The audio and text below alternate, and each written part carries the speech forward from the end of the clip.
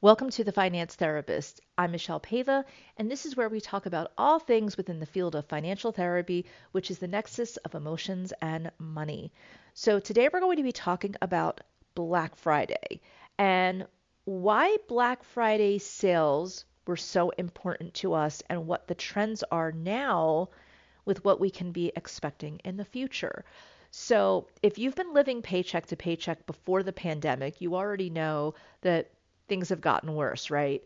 So, for those people who have not been living paycheck to paycheck and not as on top of what different items cost and services cost, and they might be a little more immune to the changes in finances around them. The inflation might not be affecting them as much.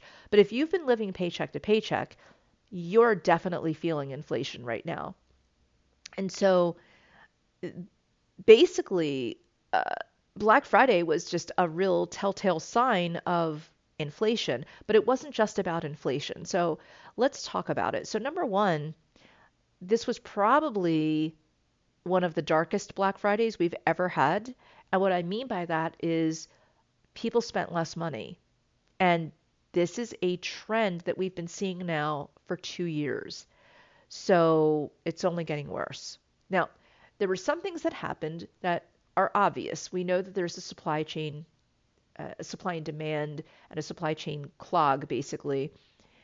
So, for instance, hot item this year was Baby Yoda, and it was very hard to find Baby Yoda on the shelves.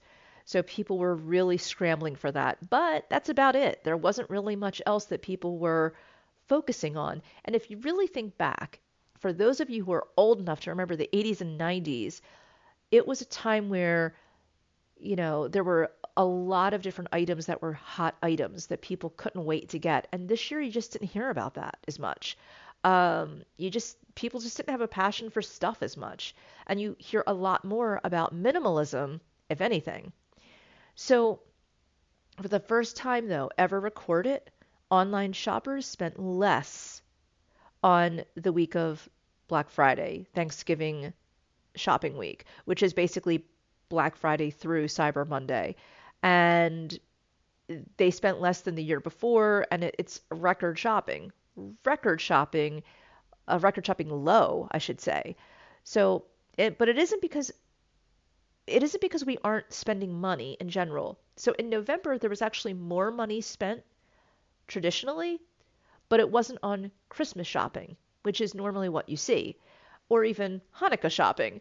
So the reality of this is that people as early as October were starting to look at, ooh, winter's coming, it's going to get cold. I better make sure I have boots and socks and coats for myself and my children because people knew things were going to be not on the shelves at all or limited.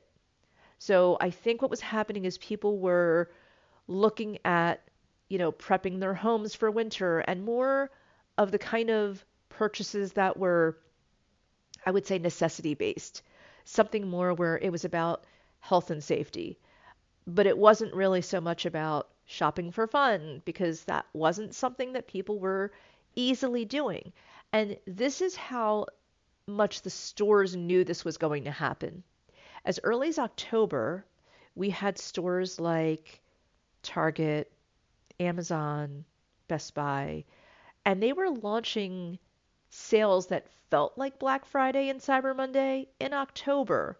So they were already trying to lure people in to get people used to shopping. Now, let's look at why this might be effective.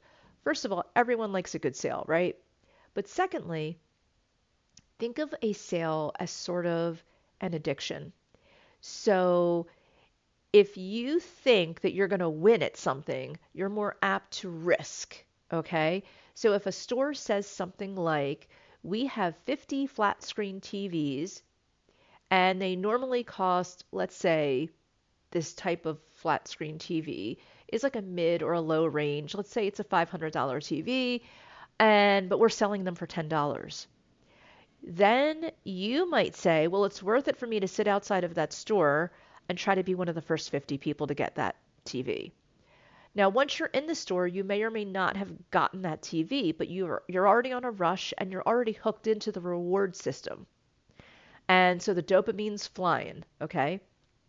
So now what happens is you're in the store and the reward system hormonally is already amped up, or online. It doesn't matter if it's online or in the store. And at that point, you're either on the website or you're in the store and you are now primed to buy. Whether or not you got that TV or not, you are primed to buy. If you did get the TV, you're excited and you're happy and you're probably now even more primed and you're probably still walking around or scrolling around of what else you're going to get because now you're a winner, right? But for the people that didn't win, that didn't get that TV, they are still primed to purchase. They're on a little bit of a low, like, oh man. So think of it as being in a slot machine. You just put a quarter in, you pull the lever, and you almost won. 2 cherries and a bar. Well, maybe next time you're going to win because statistically you didn't win, so you have a chance of winning. So now you're primed. So you go into a store and you're primed, and there's a couple of other little sales there, but not a loss leader. And if you don't know what a loss leader is, it's something like that TV for $10. They know they're taking a loss on it, but they also know they've invested that it's an investment for them to do that. They've got you in the store and they know that you're on a dopamine high. They know that the reward system is set up. It's neuromarketing. And they know that you're probably going to purchase things and they're going to make up that money because some of the items in that store are going to be a little bit more money than what they normally would charge. Just enough that you don't notice it, but you don't kind of care. So, you know what I'm saying? So we have the loss leaders and we have the fluffed up products and we have all of that. And basically you're spending. But here is what's happening, okay? In addition to stores doing this as early as October, they've now primed you also to want to be with them. If you feel like you've won with them, like you've gone into the store, maybe you didn't get the TV, but you still got some good deals, you still come out feeling like a winner. You feel good that you just purchased items, because if you didn't feel good about it, you would have put those items back. So you feel good about the purchase and you feel good about that store normally, right? So there's confirmation bias, even if you didn't get the thing that you originally went there for. The confirmation bias is set up, the reward system is set up, and now you're connected emotionally to the purchases and the store, usually on some level. And I know some people will say that's not true, but trust me, it's a thing. So anyway, what are the trends though that are happening? Like, so if people are not buying as much at Christmas time, but they're still shopping, what's happening? So number one, people are spreading out their shopping. It's called the holiday spread. And also what people are doing is purchasing more of the necessities to keep their homes and their lives together. So they know that, like I said, things aren't going to be on the shelf, so they're going to buy those things like hats and boots and coats. So we also know that we've also had a lot of destruction. We've had a lot of flooding and so forth in September, October. So we also know that in November, a lot of people were getting their insurance money and money from different organizations to help fix up their homes. This was something that was happening across the United States and also in Canada. So let's look though at the economy. So the economy seems to be like recovering in a lot of ways, right? We haven't seen inflation though this bad in over 30 years. And so we also know that the global supply is like totally clogged up. This has led to more shopping delays because if we have inflation and there's just not stuff to buy, or we're worried about, we don't want to waste our time going into a store with empty shelves, we're not going to purchase as much. But there's 2 trends that are emerging because of this. This is very telling. Number one, I already talked about, the early sales. We're going to see more and more of stores trying to compete with each other for sales. So we're going to see Target competing with Home Depot, not just with Macy's. We're going to see Best Buy competing more with Amazon. So we're going to see more and more sales, but it's going to be a lot of loss leader sales, I believe. We're going to see a lot of that.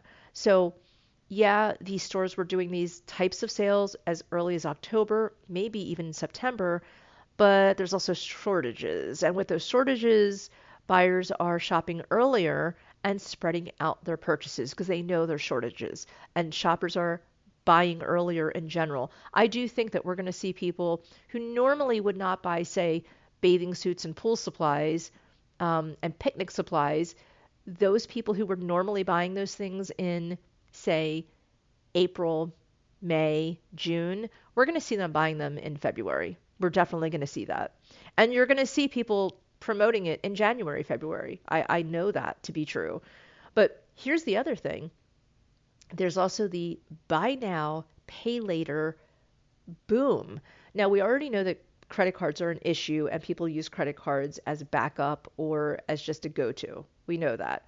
So we get that people uh, it's also a reward system, basically. Like you think you have the money and it's like money, but it's not money. It's money that you have to pay in the future, compounding upon the inflation that you don't know you're going to have in the future. So, you have these bills that are set up for, say, 2017, where you might have been paycheck to paycheck, but you didn't have the inflation that you have now. Well, all those same bills are right in front of you, plus you have inflation. You know what I'm saying?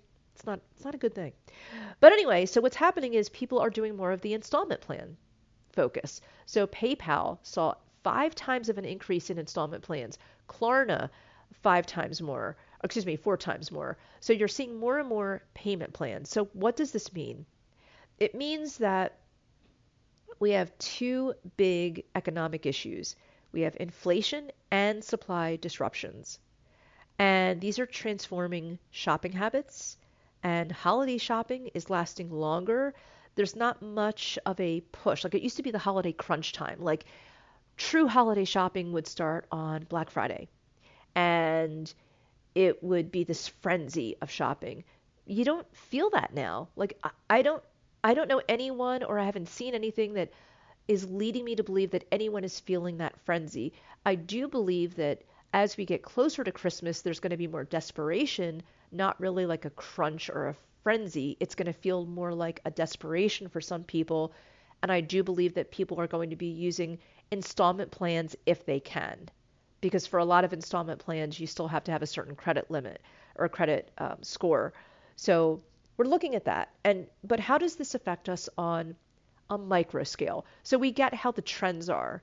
And when we talk about trends, it can feel dehumanizing. But let's think about the widow who is a senior citizen sitting at her kitchen table trying to figure out how to cope with the loss of her husband to COVID. And now feels she needs to buy the same level of Christmas gifts for her grandchildren to make the holiday festive. Or the young family who is living paycheck to paycheck anyway, and now they're trying to figure out how to, keep up with the neighbors because it looks like everyone else is doing well. Well, they need to keep up with that lifestyle. I mean, this is a lot of what happens on a personal level for people. And a lot of people are personally struggling. And even if you're financially stable, even if you're wealthy, you are still noticing that things are costing more money. And people that are wealthy tend to notice the changes, but they still want to keep in a certain type of quality of life. So they're still feeling the keeping up with what others have in their uh, little micro bubble, okay? Their little ecosystem. And so I think that one important thing that I want to share here is that I think that we need to rethink not only our shopping trends, but our personal goals. Do we need to keep up on how we shopped in 2016 or 2012 or 2009 or 1988? Do we need to keep up on these trends and lifestyles when we're actually faced with a pandemic within a pandemic with the new variant, and which is going to wreak havoc, the inflation, the many people out of work, regardless of if they're out of work because of the pandemic or because of vaccine issues or whatever, and which is a part of the pandemic, but you know what I mean, like the layoffs or choice or being pushed out of your job because of not having the vaccine, or because you can't work because you've had COVID and you're too sick to go back to work, or because you've been laid off because your company can't afford it, or whatever. There's just a lot of people struggling. And I don't know, I just think that we need to rethink how we celebrate. And celebration really should not be about spending. It should be about celebrating. And I get that there's some spending involved in that, but I think we need to just rethink how we really look at Thanksgiving and the holidays and, especially Christmas, where a lot of the push is on spending, because it really shouldn't be that way. And if your holidays are reduced down to how much you're spending, then maybe you're not spending the holiday the right way. So I can't tell you how to spend your holidays, but I definitely can warn you that I think that this year and going into winter is going to be a lot more dicey. And on a global level, on a national level, uh, on a macro level, it's one thing to look at trends, but on a micro level, looking at someone's heart and soul and their suffering is a very different thing. So, anyway, I will talk to you guys soon, and let me know if you have any input on this. I would love to talk to you about it. thefinancetherapist.com.